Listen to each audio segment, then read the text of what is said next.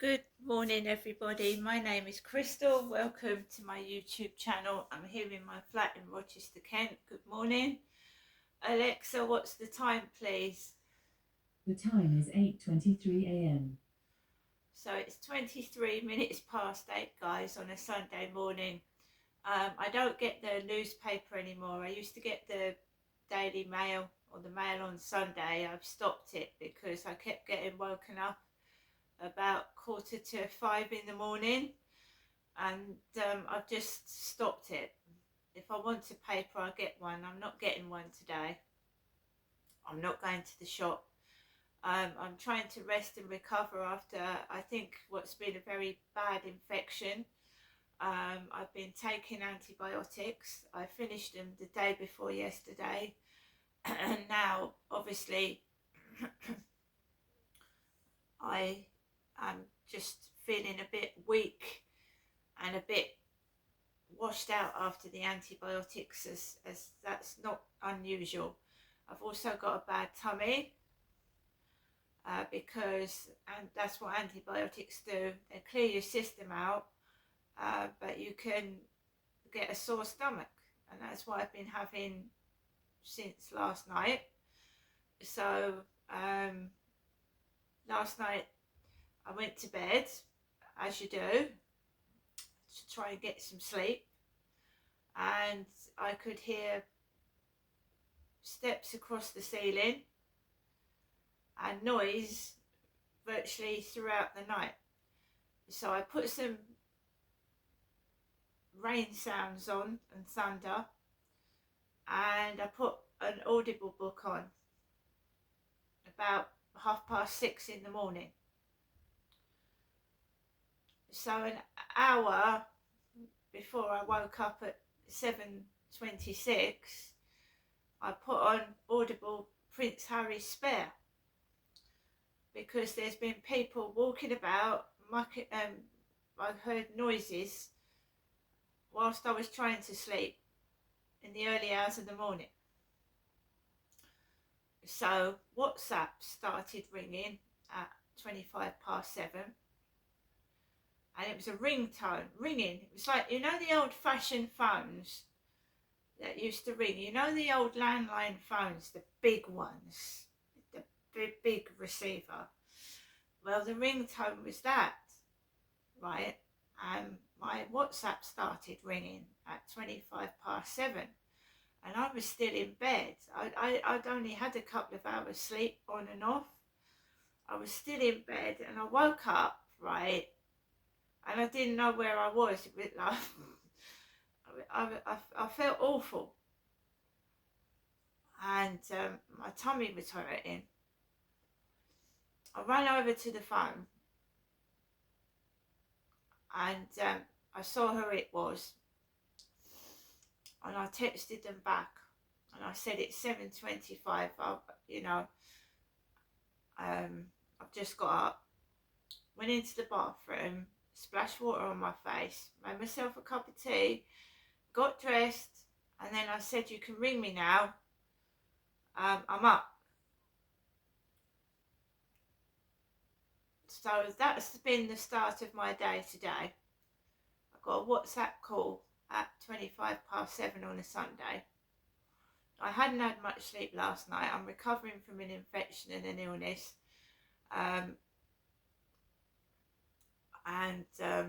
Yeah, so I've had my cup of tea.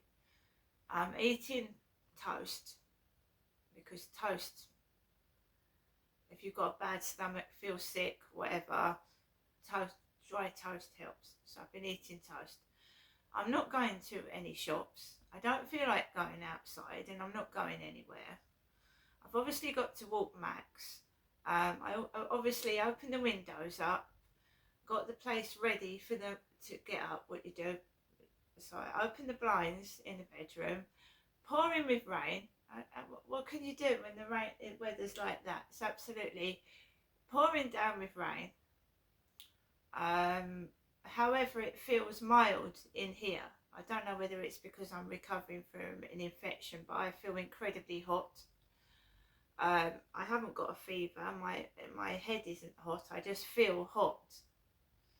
and I've been feeling like that for a couple of days. It does get warm in this flat, so I'm glad, because I don't need to put the heating on. But I feel incredibly warm. Like I said, I'm recovering from an illness. I don't want to get near anybody, because, like I said, I'm recovering from an illness. So I've been woken up, I've got up, I'm not going anywhere. I'm certainly not passing this on to my elderly mother. And there you go. So I've been woken up. I'm not cross, I'm not angry. While the noise was going on throughout the night, it's a combination of two neighbours, one to the side of me and one above, right? It's a combination of two neighbours at it last night, I believe, trying to get me up and keep me awake, or whether it's just the building's bad structure. Every movement I can hear from next door and upstairs. So I'm laying down in my bed, I can hear footsteps across the ceiling, whatever they're doing against the wall next door, whether it's turning the microwave on, whatever, I can hear them. That is bad soundproofing, isn't it? So it's bad enough when you've got one neighbour awake all night, let alone two. So I put my rain sounds app on. Sometimes I just sleep with the telly on all night. That's what I do. I just sleep with the television on all night. It's like never going to bed. Now the call's finished, it's gone quiet. Now I've been woken up and I finished the call, it's gone quiet. That's Harry. He messing around with the pillows. So every time I put the pillows up, he's messing around with the pillows. So now they're all off the sofa. He's satisfied. I think he's satisfied because there's no more pillows left to destroy. He's obsessed with pillows. Cushions. Max is sat opposite me, curled up on the chair, my chihuahua. No, there's no more left. I don't know what you're going to attack next. There's no more cushions left. I was sad to hear about that train, stabbing on a train in Cambridgeshire. That's awful. I don't know what's going on in this world. It's very bad at the moment, isn't it? A stabbing on a train. It's just awful. Yesterday, I'm just keeping quiet. I'm keeping to myself. I am, like I said, recovering from an illness. I don't want any arguments. I don't want to get cross. No, I'm not running about. I'm not dancing and making a hell of a lot of noise, because to get better, you need to rest. And if your body doesn't rest, you get sick again.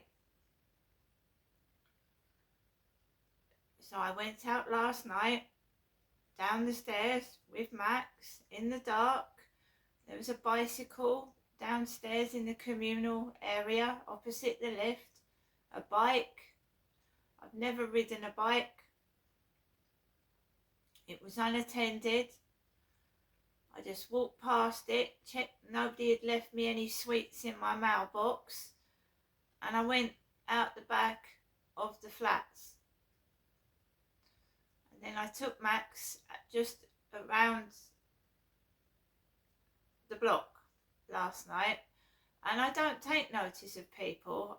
I'm looking at the crane all lit up in like blue colours. I'm listening to the fireworks. They were banging all over the place. And please remember, guys, to take care of your pets with all these fireworks going off, banging. It frightens the hell out of them.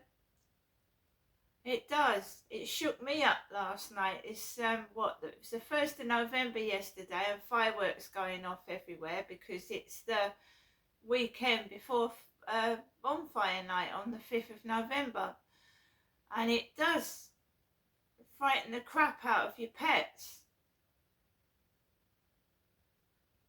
So if it frightens dogs and cats, it obviously makes people jump as well, all this racket going off. When I was younger, yes, I used to love fireworks. I love going to firework displays, but as you get older, I mean, your ears get more fragile and it's just a load of noise, smoke, bang. Yeah, I do love the colours. I love filming fireworks. I do. I think they're lovely. I think they're pretty. And an organised firework displays, wonderful. But then you get the odd few people messing around with fireworks and trying to frighten people and set them off where they shouldn't be setting them off. So it can be scary for elderly people. It can be frightening for dogs and cats. So keep the windows shut and just make sure your pets are okay. Because no doubt these fireworks will be going off for months now they're being sold in shops. They'll be going off for months, won't they? And in the wrong hands, fireworks can be very, very dangerous. Alexa, good morning. Good morning and happy Movember. This month is dedicated to growing a goatee, walrus or handlebar tash, in aid of men's health. Why not ask me? What moustache should I grow? Alexa, I don't have a moustache. I'm not a man. So, good luck to all the men growing moustaches and beards, but I'm a woman. I won't be growing a moustache. Alexa, what's the date today? It's Sunday the 2nd of November. Alexa, what's the time? It's 8:36 a.m. Alexa, can you tell me a joke? What advice do ghosts give their children? Don't spook till you're spoken to. Alexa, what's the weather outlook in Rochester, Kent? I don't have an answer for that. Alexa, what's the weather like? In Rochester, it's 8 degrees Celsius with showers. Today, you can expect clouds with a chance of showers, with a high of 12 degrees and a low of 7 degrees. And Alexa, which celebrity was born on this day? Alexa, which celebrity was born on this day? Celebrities born on the 2nd of November include Marie Antoinette, Shah Rukh Khan, Warren G. Harding, Prodigy, and David Schwimmer. David Schwimmer was out of Friends. Used to like watching Friends. So guys, it's a wet day here in Rochester, Kent, United Kingdom. Very wet, damp and dreary. I've been woken up first thing in the morning. There's no way I would want to go anywhere in that kind of weather. I have a bad tummy, so I'm not going to go anywhere to eat. I don't want a McDonald's. I've got to be careful with my health. So I'm just having a bit of toast at the moment and a cup of tea and trying to relax. And I heard about that stabbing in Cambridge on the train, which is awful. So I don't know what's going on. Alexa, LBC Radio. LBC London from Global Player. Get the news your way and combine breaking news with expert opinion to see the full picture. With award-winning journalism on air and in your hand, the LBC app puts you in control. Download the LBC app now. News your way. Now in your hands.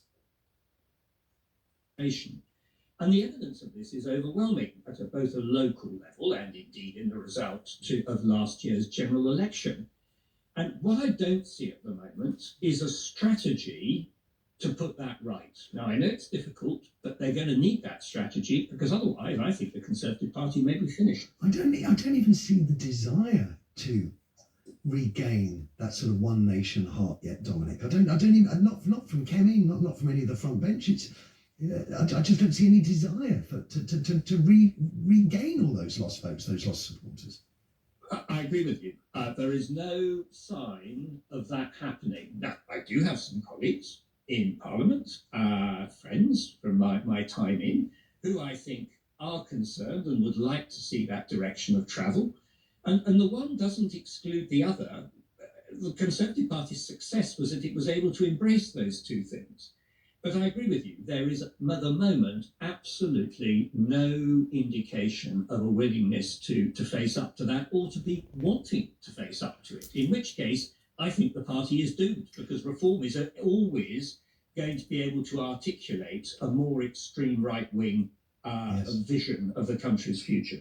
How much of the current Conservative troubles can be laid at the doors of the membership, who, as I recall, I think the day before, it may have been the first day of your Tory party conference, voted, I think, 3-1 in favour, and in one poll, in favour of the Tories doing a pact with Reform. There's no doubt that the membership is becoming less and less representative of voters, that is, Conservative voters, and I think that's a serious problem. I watched this happening in my last 2-3 years when I was an MP. So from 2017 to 2019, I could see people leaving the party, becoming inactive within associations, or just giving up. They may have kept their membership, but they weren't really doing anything with it. And in return, the arrival of a lot of former UKIP members who were actually encouraged by Theresa May to join the party and changed its character. And I agree with you. When you look at the attitudes which are reflected in the membership, which after all is now, 120,000, if that, it is not even representative of the people who the Conservative Party is persuading to vote Conservative at elections. So there's a serious problem, and it centres obviously around the leadership, because they ultimately elect the leader. And as long as the party isn't able to change that, then its future, I think, is rather bleak. Dominic Grieve, always a pleasure. Really, always a pleasure. You take care. Dominic, they're the former Attorney General and Conservative MP, 2019 he departed. Now then, let's go to Linda, who's been very patient in Margate. Good morning to you, Linda. Good morning, Matthew. Yes, I'm just taking a little bit of issue with your previous guest you had on that said, oh, we don't want to be that country, blah, blah, blah. Travellers' checks, yes. Yeah. Well, I would like to be that country, because I would rather be delayed 10 minutes and be stabbed in the back. If I'm actually honest, I don't know what I'm feeling about this. Obviously, I use the railways regularly. I'll be at Paddington in a couple of hours. I'm mindful that the station I get out on is very rarely fully staffed. It's certainly not staffed on Sundays. I'm reading a message here from someone who's just given the initial M, and they write, Matthew, as a railway employee, I know people can now come into stations that have skeleton staff or none at all. Lone working on the railway is becoming the norm. We need more staff on railways, more security. But Doncaster Station, he says, has no barriers and anyone can wander in. I mean, that is deeply troubling, is it not? It is, and it's the same with Margate Station as well, I believe. You know, you can just walk straight in. I don't know if you're mindful of the girl that was, I don't think it was in this country, that was stabbed on the train quite recently. No, on a bus, wasn't it? Yes, indeed, the bus, yes, indeed. Train. Well, I had to get on a bus a couple of weeks ago, and I sat down, and this huge car came in and sat right behind me. Now, there were plenty of seats, and it unnerved me, and I got up and I moved to another seat. It was probably quite innocent. Yes. But I had it in my mind. He was right behind me, and I honestly felt unnerved. Would you have felt reassured if you had the guard, or if there was a guard on the train regularly wandering through your carriage? Would that have offered you any reassurance? Yes, I suppose it would. Although it can happen with that absolutely within a second, didn't it? Yes. It's interesting, because I find I've had bad neck, bad back. I've relied on guards to help me get my bags and help me get on and off the train, and I felt very uncomfortable with the push to get rid of guards from our trains, and it's a bit of reassurance. And what price can you put on that? Linda, try not to worry too much. You know, these stories have a habit of getting into our minds, and let's not forget that millions of people make millions of journeys on our railways completely safely. That said, when the story first broke last night, the code word Plato was used by the emergency services, which relates to a terror-based marauding attack. It was later rescinded by the authorities. I'm joined by Nick Aldworth, former UK Counter-Terrorism Coordinator and Detective Chief and Superintendent for the Met. Good morning to you, Nick. Lovely to see you. What's your take on what, and the details are scant still, but what is your take on what you've heard thus far about the incident on the railway?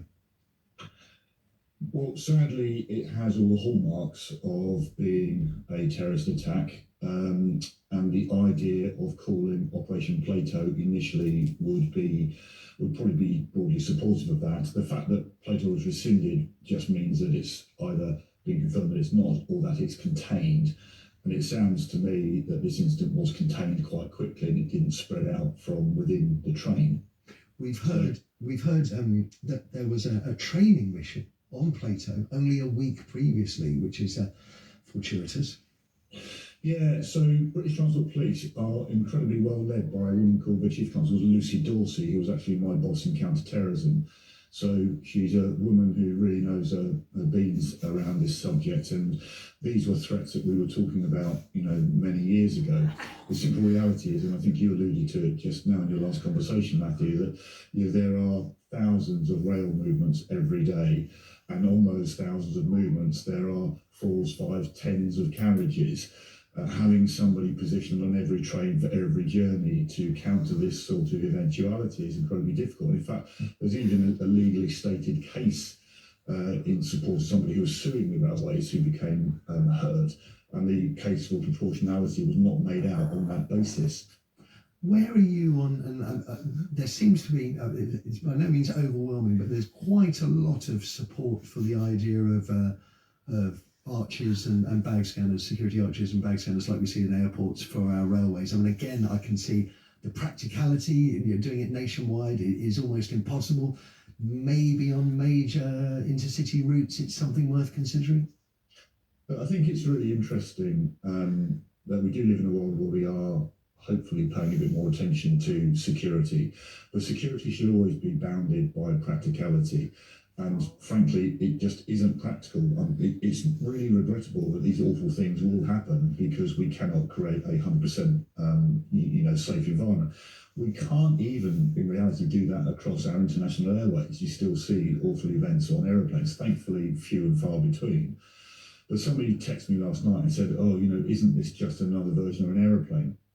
There's a fundamental difference between the two. An aeroplane can't just stop and somebody come on board and deal with it. Clearly, a train can. And I think the train operating companies will be working hard this morning to make sure that their policies and procedures are aligned to what is practical in these sorts of things happening on the trains. Now, maybe I'm mixing two very different stories here, but Labour government introduced Martin's Law regarding entertainment venues to lead to improved security and preparedness. Is that something that we could perhaps, a similar kind of caveat, can we place that onto our railways and look at the rail providers to actually step up and improve their security and preparedness for just these kind of attacks? Well, as the author of Martin's Law, it's something I'm very familiar with. And I would have loved Martin's Law to be far more encapsulating than it actually is. Well, the justification for it not being extended to the railways is that there are statutory requirements for British Transport Police and Department for Transport to keep the railways safe. And they do that in a number of ways, which I won't disclose in this interview. But even that is not all encompassing. Parts of the railway network are covered by Martin's Law, and with the places such as Major Terminus, which aren't covered by the statutory requirements that are, applied to a train. But look, we can always do more, but there are limits to what that more can be. And I think for us, striking that sensible balance is the most important thing.